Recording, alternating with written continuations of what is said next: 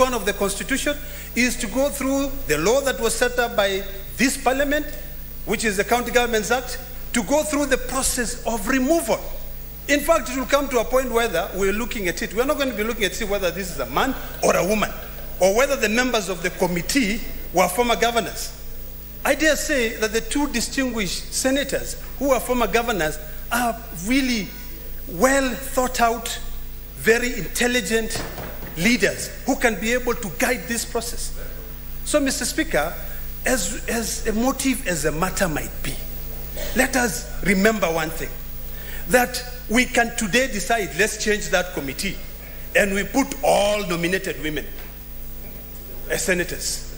But when it comes to voting, will they vote? And the fact is, they will not vote.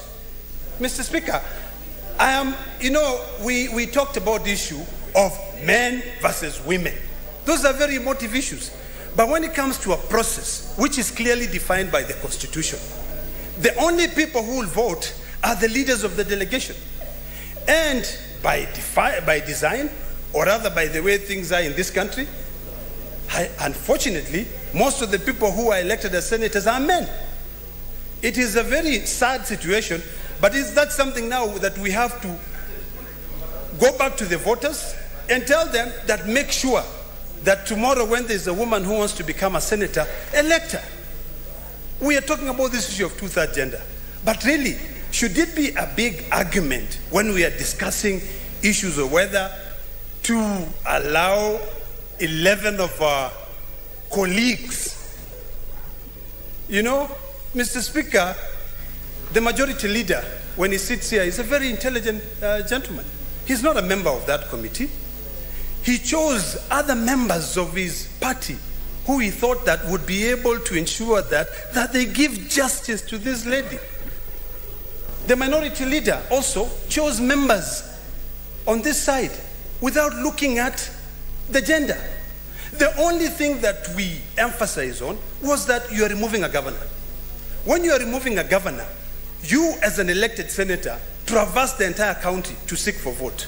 That governor traversed the entire county. If you come and remove that governor and ultimately you don't even have a vote to determine whether she goes home or not, what will it help? So, Mr. Speaker, I want to beseech my colleagues here that let us not trivialize this matter. Let us not bring the issue of 2/3 gender rule to determine how we are going to defend devolution. You know, it is quite sad, Mr. Speaker, that we are sitting in this house today on a special sitting, barely 3 months since the Honorable Governor took office. These are very emotive matters that require sober minds. It requires us to sit down in a committee, go through all the evidence, and then when you come here, because ultimately it will come back to plenary. Mr. Speaker, when it comes to plenary, I want to hear whoever is going to be elected as the chairperson of that committee convincing me whether I should vote to send that governor home or to retain her. My job is really not to impeach a governor. There is no senator here who can impeach a governor. A governor can only be impeached by the MCS. Our job is just to go through. We actually will be working as if we are, what do you call it? Huh? You know, there's a word, they use it a lot in America. As a jury. So our job is like as a jury. So we'll be sitting there and saying, did they follow the law? 1.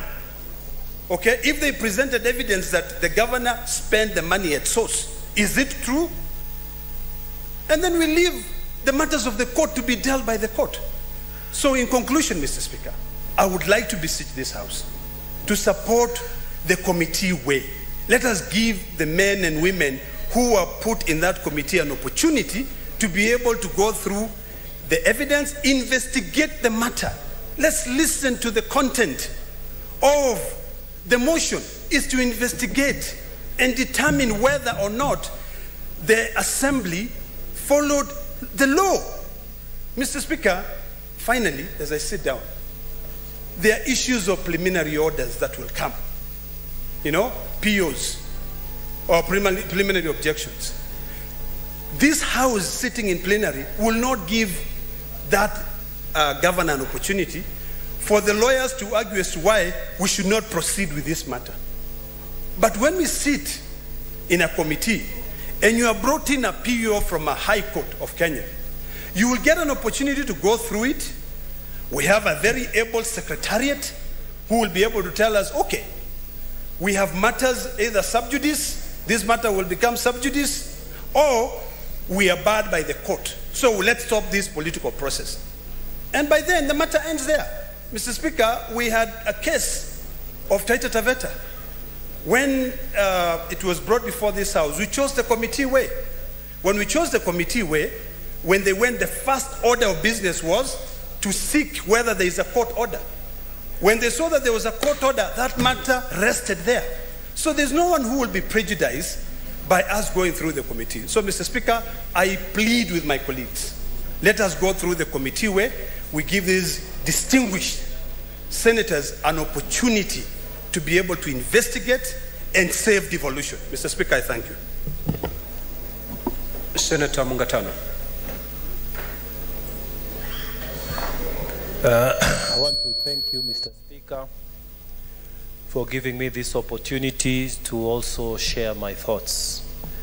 Mr. Speaker, President Woodrow Wilson, the 28th President of the United States, was quoted as saying, when Congress is in plenary, Congress is in exhibition.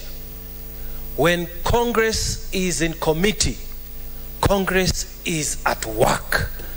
Mr. Speaker, let us put aside politics.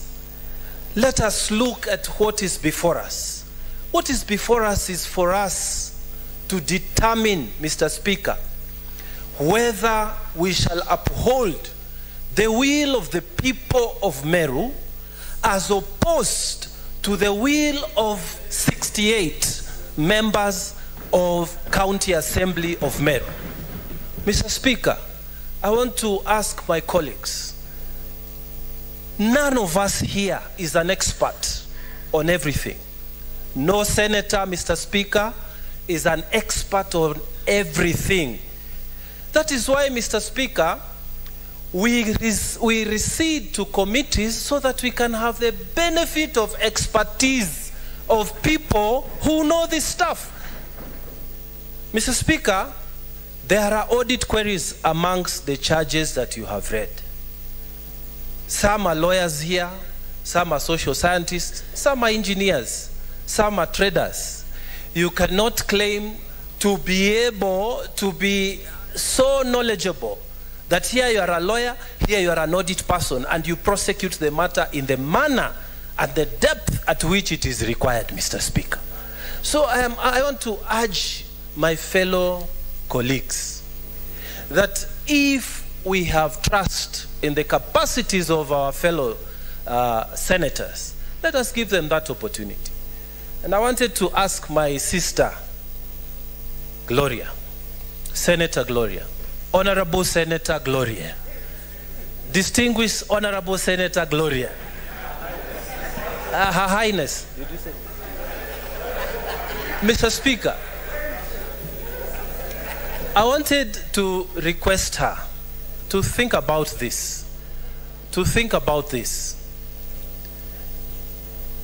The issue of whether the governors who are being selected to sit in that committee, former governors, balances. You can have one way of looking at it, you can have the other way of looking at it. The other way, Mr. Speaker, is that these governors have lived through these experiences, live experience, Mr. Speaker.